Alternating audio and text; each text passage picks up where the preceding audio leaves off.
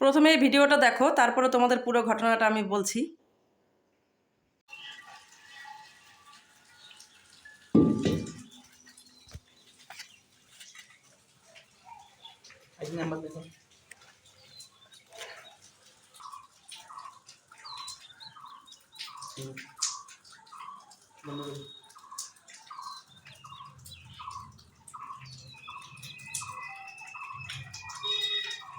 তোমরা সবাই দেখলে পুরো ভিডিওটা, শুনতেই পাচ্ছ যে সিলিন্ডারের ভেতরে জলের শব্দ করছে, কেমন কলকল করে শব্দ করছে।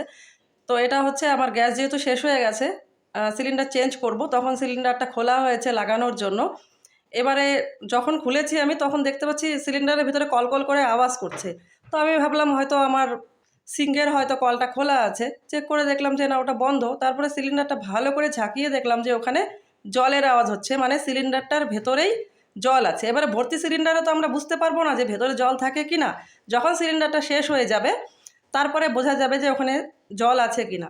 তো তোমাদের সবাইকে আমি বলবো যে লাইক কমেন্ট করার দরকার নেই, বেশি বেশি করে শেয়ার করো। যেখানে সারা দেশ জুড়ে গ্যাস নিয়ে এতটা তোলপাড় চলছে, তার উপরে এই চোরেদের উৎপাত দেখো কী রকম।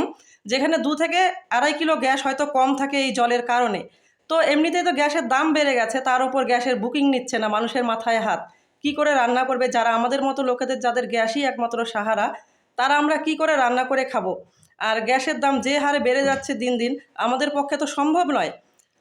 তো প্রত্যেকেই বলবো যে তোমরা হচ্ছে নিজেদের সিলিন্ডারটা রোজ দিন যখনই তোমরা চেঞ্জ করবে বা সিলিন্ডার আনবে, তখনই চেক করে দেখবে যে সিলিন্ডারটার ভেতরে জল আছে কি না। অবশ্য আমার এটা ইন্ডিয়ান গ্যাস নয়, এটা এইচপি গ্যাস। এবারে যেখান থেকে গ্যাসটা আনি, সেখানে ফোন করেছিলাম, সেখান থেকে বললো যে হ্যাঁ, এর আগেও আমার কাছে কয়েকটা কমপ্লেন এসছে যে সিলিন্ডারের ভেতরে জল থাকে। তো বললো যে ঠিক আছে, তুমি কমপ্লেন করে দাও। আমি কমপ্লেন করে দিয়েছি, এবারে দেখা যাক কি হয়। আমি চাই যে আমার সাথে যেটা হয়েছে আরও প্রত্যেকের সাথে না হয়।